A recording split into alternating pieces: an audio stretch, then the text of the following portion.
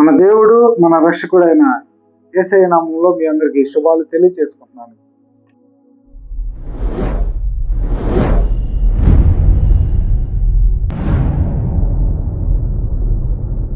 పరిశుద్ధ బైబిల్లోంచి ప్రభు ఈరోజు మనకు ఒక వాగ్దానాన్ని తెలియజేస్తున్నాడు. ఆ వాగ్దానం చదువుకొని మన జీవితంలోకి స్వాధీనపరచుకుందాం. పరిశుద్ధ బైబిల్లోంచి లూకా గారు రాసినటువంటి ఆ మాటను మనం ఒకసారి చదువుకొని పరిశీలించుకొని ధ్యానించుకుందాం. లూకా సువార్త 6వ అధ్యాయము 20వ వచనం.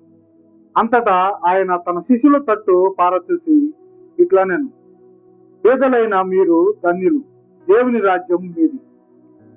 యేసుక్రీస్తు వారు ఈ మాట మనకి తెలియజేయాలని ఈరోజు ఆశపడుతున్నారు. అయితే ఈ మాటను ఎందుకు ఈరోజు నీతో నాతో చెప్పాలని ఆశపడుతున్నారు ఒకసారి పరిశీలించి చూసుకుందాం. లూకా సువార్తలో లూకా గారు యేసుక్రీస్తు వారు పలికినటువంటి ఈ మాటను రాశారు. ఏమనంటే, అంతటా ఆయన తన శిష్యుల తట్టు పారచూసి ఇట్లా నేను, పేదలైన మీరు ధన్యులు, దేవుని రాజ్యం మీది. పేదలైన వారు ఎందుకు ధన్యులు? ఈరోజు మనం ఈ మాటను తెలుసుకున్నాం. పేదలైన వారు ఎందుకు ధన్యులు అని క్రీస్తు వారు పలికారు. అయితే పరలోక రాజ్యం మీది. పేదలైన వారు మీరు, పరలోక రాజ్యం మీది అని క్రీస్తు వారు ఎందుకు ఈ మాటను పలికారంటే, తన శిష్యులకు ఒక మంచి మాటను తెలియజేయటం కొరకు, శిష్యులకి ఒక నియమ నిబంధనల్ని తెలియజేయటం కొరకు. యేసుక్రీస్తు వారు తన శిష్యులతో ఎందుకు ఈ మాట చెప్తున్నారంటే, రాబో రోజులు అతి భయంకరంగా ఉంటాయి. అతి భయంకరంగా ఉంటాయి కాబట్టి తన శిష్యులకు ఈ మాట తెలియజేస్తున్నాడు. ఎందుకు తెలియజేస్తున్నాడంటే, పేదలై ఉండాలి. మీరు ధనికులయ్యి, అధికారులయ్యి, మీరు డబ్బు మీద వ్యామోహంతోనూ అధికార వ్యామోహంతోనూ మీరు ఈ పరిచర్య చేస్తే మీరు పరలోక రాజ్యంలో ఉండరు. ప్రభు ఎందుకు ఈ మాట చెప్తున్నారంటే, దీన స్థితిలో ఉన్నా సరే, పేద స్థితిలో ఉన్నా సరే మీరు దేవుణ్ణి ఆరాధించేవారిగా ఉండాలి, దేవుడి పట్ల విశ్వాసించేవారిగా ఉండాలి. అప్పుడే పరలోక రాజ్యంలో మీకు చోటు ఉంటుంది. ఈ లోకంలో ధనాశ కలిగి ఉండొచ్చు, అధికార ఆశ కలిగి ఉండొచ్చు, వ్యామోహాలు కలిగి ఉండొచ్చు, కానీ క్రీస్తు వారికి పరలోక రాజ్యంలో స్థానం లేదని చెప్తున్నాడు.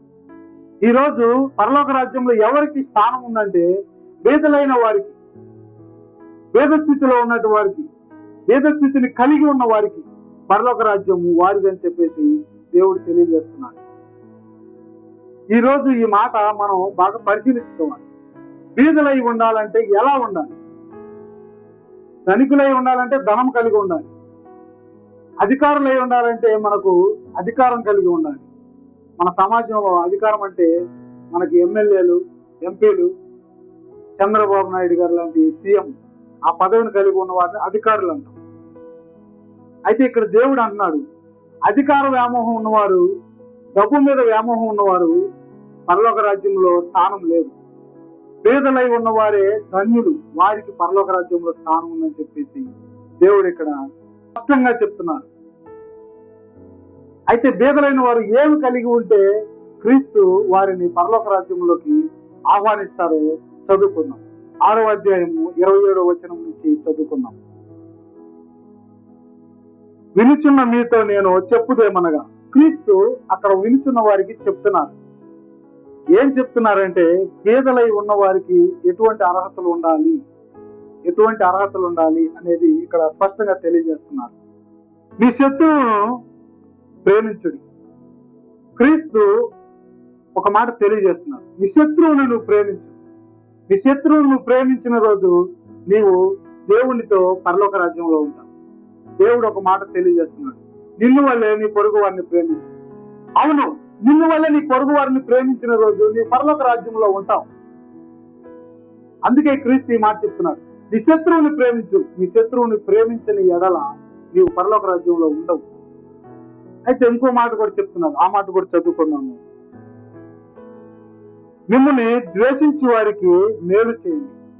మిమ్మల్ని ద్వేషించే వారికి, అసూయించే వారికి, మిమ్మల్ని ఎగతాళి చేసేవారికి మీరు మేలు చేయండి. మీకు కీడు చేసేవారికి మీరు మేలు చేయండి. మీరు చేసేటువంటి ఉద్యోగంలో మీ మీద మీ తోటి వారు సాడీలు చెప్తున్నారా, లేనిపోని అభాండాలు వేస్తున్నారా, మీ అధికారి వద్ద మీ స్థానాన్ని తగ్గించాలని వారు ప్రయత్నిస్తున్నారా? అయితే మీరు వారిపైన కోపం తెచ్చుకోండి. మీరు వారికి మేలు చేయండి. మీకు కీడు చేసే వారికి మేలు చేయమని దేవుడు చెప్తున్నాడు.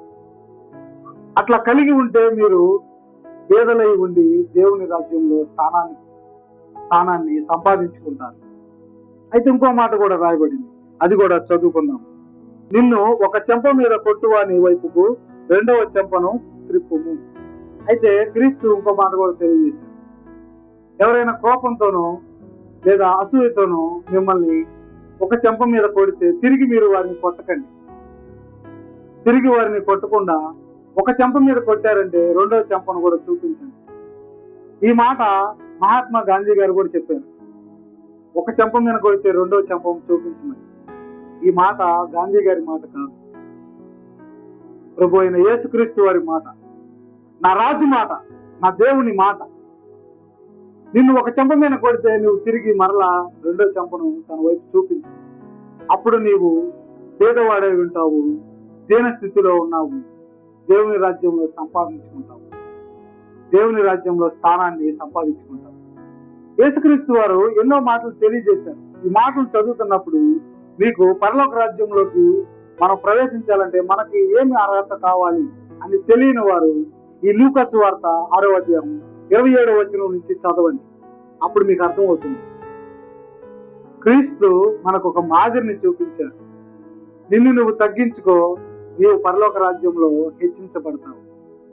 పరలోక రాజ్యంలో తండ్రి యొద్ద నీవు హెచ్చించబడతావు. భూమి మీద నిన్ను నువ్వు తగ్గించుకుంటే నీవు పరలోక రాజ్యంలో స్థానాన్ని సంపాదించుకుంటావు. అయితే భూమి మీద ఉన్నటువంటి మనం అందరము ఇక్కడ పరదేశులై ఉన్నాం. ఆ మాటను మీరు గ్రహిస్తే మీకు ముక్తి కలుగుతుంది.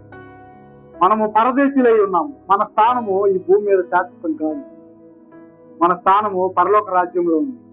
ఆ మాటను మీరు తెలుసుకొని దేవుని మాటలకు మీరు విధేయులై ఉండి దేవుని విశ్వసించి ఆయన మనకు ఒక మాదిరిని చూపించారు. ఆ మాదిరిని మీరు కలిగి ఉంటే మీకు పరలోక రాజ్యంలో దేవుడు స్థానాన్ని ఏర్పాటు చేస్తానని చెప్పేసి చెప్తున్నాడు. ఇక్కడ ఒక వాగ్దానం చేశాడు. పేదలైన మీకు పరలోక రాజ్యంలో స్థానం ఏర్పరచబడి ఉంది. దేవుడు ఈ గొప్ప మాటను మనకు ఈ రోజు తెలియజేస్తున్నాడు. ఈ మే నెల 13వ తేదీ వరకు మీరు ఎలా జీవించారనేది మీ గతాన్ని మీరు మర్చిపోండి. కానీ ఈ రోజు దేవుణ్ణి మీరు తెలుసుకొని ఆయన ఏ మాదిరిని మనకు చూపించారు. ఈ శత్రువుని ప్రేమించమని చెప్పారు. నిన్ను వల్ల నీ పొరుగు వారిని ప్రేమించను, నీకు కీడు చేసే వారికి నీవు మేలు చెయ్యి. ఒక చెంప మీద నేను పోయితే వారి వైపు రెండవ చెంపను కూడా చూపించు.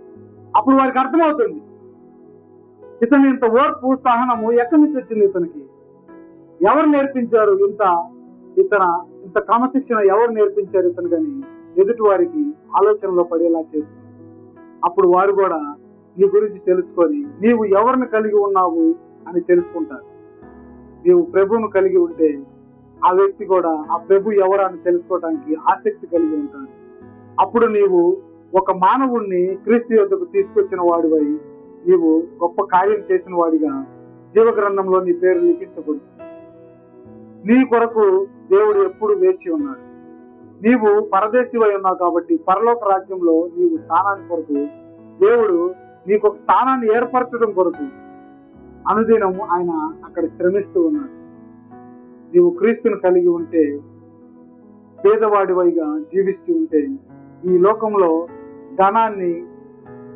నీకు ధనాన్ని దేవుడిచ్చి ఉండొచ్చు, అధికారాన్ని దేవుడిచ్చి ఉండొచ్చు, ఆస్తిని దేవుడిచ్చి ఉండొచ్చు, నీకు బంధువులని నీకు కుటుంబీకులను ఇచ్చి ఉండొచ్చు. కానీ ఇవెవరు శాశ్వతం కాదు. అది తెలుసుకున్న రోజు నీవు దేవుని కలిగి ఉంటావు. ఈ భూమి మీద నీకెవరు శాశ్వతం కాదు.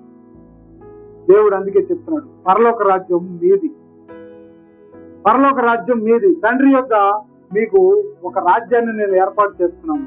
ఆ రాజ్యంలో మీకు గృహాలను నిర్మిస్తాను, మీకు నిత్య జీవాన్ని కలుగు చేస్తాను అని చెప్పి దేవుడు ఈ రోజు వాగ్దానం తెలియజేస్తున్నాడు. ఈ మాటను మీరు క్షుణ్ణంగా విని ఈ మాటను మీరు పరిశీలించి మీ జీవితంలోకి అనువాదం చేసుకుంటారని, నా యొక్క ఈ ప్రయాసను మీరు అర్థం చేసుకుంటారని, దేవుణ్ణి కూడా కలిగి ఉంటారని నేను ఈ చిన్న మాటల్ని యేసుక్రీస్తు నామంలో మీకు తెలియజేస్తున్నాను. ఈ మాదిరిని మనం కలిగి ఉండి దేవుని యొద్దకు మనం అందరం చేరాలని యేసుక్రీస్తు నామంలో మీ అందరికీ శుభాలు తెలియజేసుకుంటున్నాను. ఆమేన్.